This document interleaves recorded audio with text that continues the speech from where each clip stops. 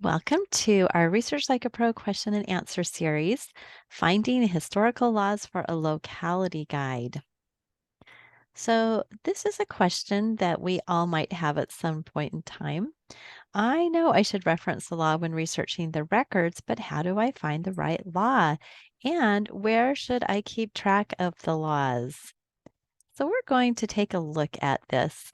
It might be that you have found some really good websites, but if you've worked hard to find those and you don't capture them somewhere and keep track of those, you'll find yourself repeating that search over and over. So, the locality guide template for the Research Like a Pro process has a section to remind you as you're doing the locality process to just go and figure it out. And here in the template for the guide, it says law and government. And it reminds you of where you might be able to find these types of laws. Old books that have been digitized via Google Books, Internet Archive, DeniaNet, etc., that contain the laws and statutes of the particular locality you are researching. Blog posts and articles about laws in your locality, and check out the Legal Genealogist blog and library websites. So we give you some clues there, but I thought we would just go through some additional helps as you're trying to think of what laws you might want to put into your locality guide. So we have some steps to researching the law. First of all, we really need to determine the time and place, then the jurisdiction. We'll find the resources, we'll add them to the locality guide, and then once we have those, we can access those and we can find the applicable law that influence the record so we can better understand the record. So, for example, if we have a probate record and we see that the wife is getting her dowry portion, we may not understand exactly what that means in the state that we are seeing that take place. And so we'll want to go find the law and understand exactly what the law said about the situation. And so many times, understanding the law can help us to really make more sense of a record and give us more information about our ancestors. So let's go through each one of these and just get some clarification. So, determining the time and place. Well, if we are researching in the United States and we are researching a period of time before the revolution, then the area was full of colonies. And so we're going to have to research the colony and know that that's what we're looking for. And our ancestor may have moved into a territory quite early. And so we want to make sure we're looking for territorial laws and not state laws as the statehood came about. The state constitutions were written, and you could have completely different laws or different ways of looking at the records between these different times and places. Then we want to also think about the jurisdiction.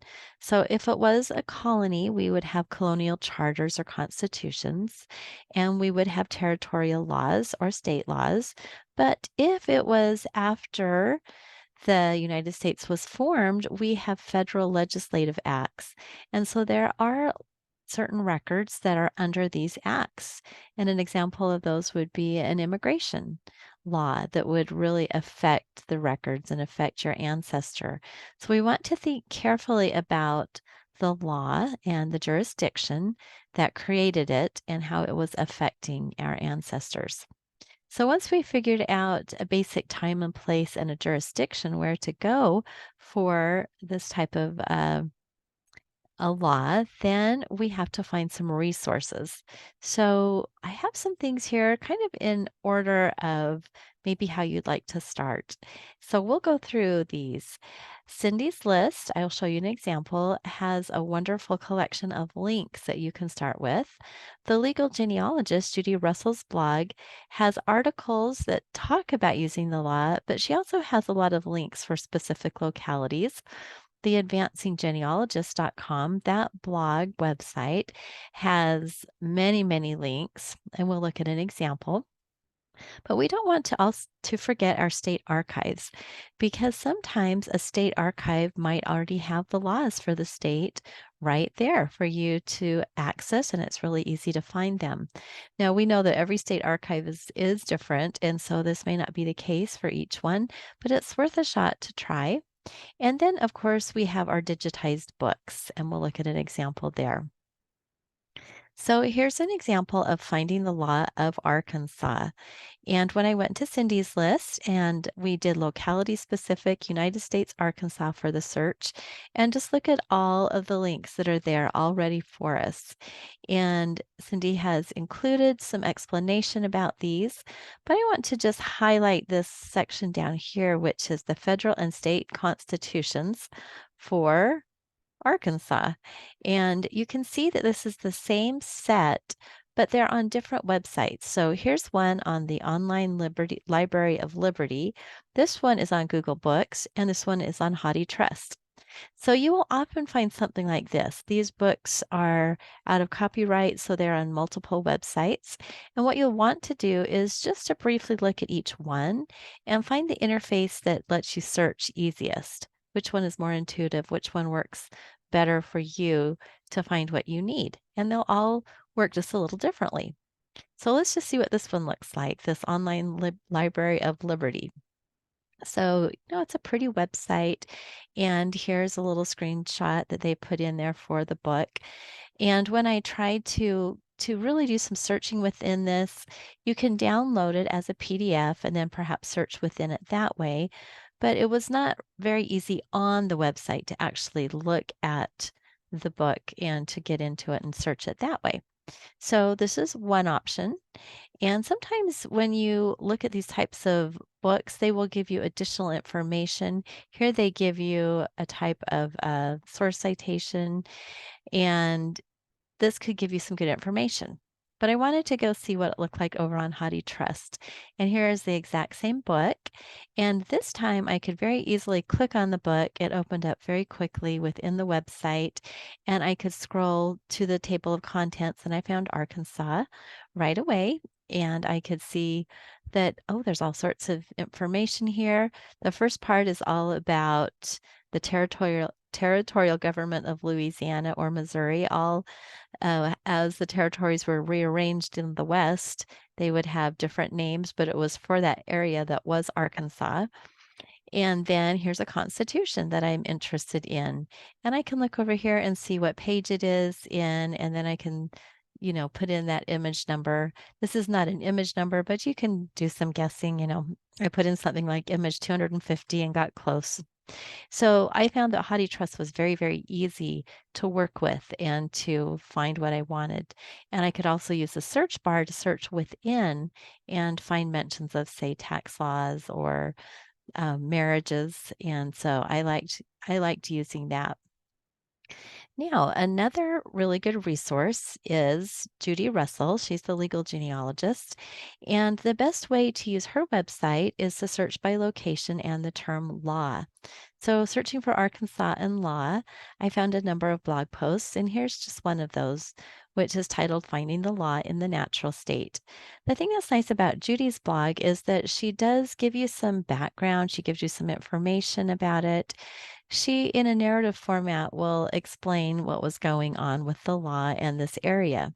And then she will give you the links. So, for instance, in this one, here is the rest of the blog post. You can see that she's got links here to the Arkansas Constitution of the different years. And then make sure you always scroll all the way to the bottom and see her sources because you can also look at those sources and get more information. So here you can see that there's a book that she used. Here's another website. There are all sorts of things down below in the sources that could help you to fill out your locality guide and help you understand more about the laws of your locality.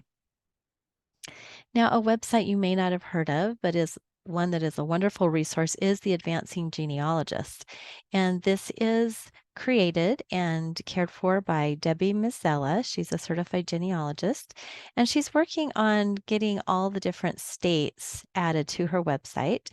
Right now, I don't know that she has all of them, but she's working on getting them all there.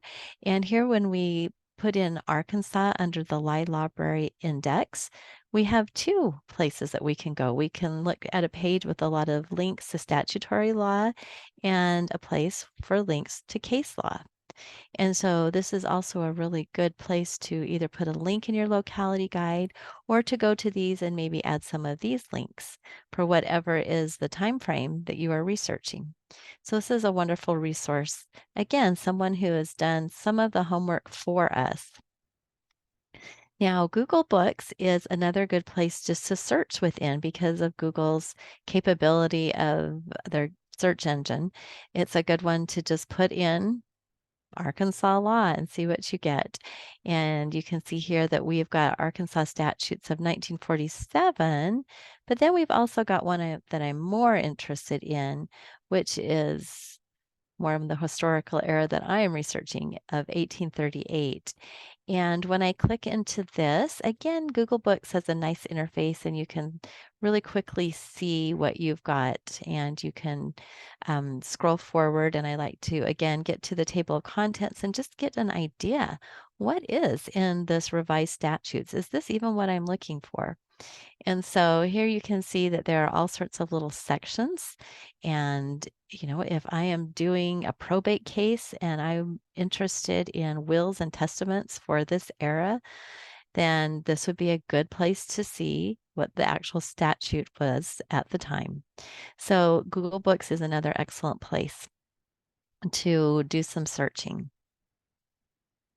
So when you find what you like, you can go ahead and put those in your locality guide. And I recommend doing a little bit of explanation. Sometimes you can just copy and paste from the website and see, get that gives you some ideas of what it is. Here I put in the blurb about the Arkansas Constitution, and I used the link from Haughty Trust. And I had found where Arkansas started, so I put in the image number.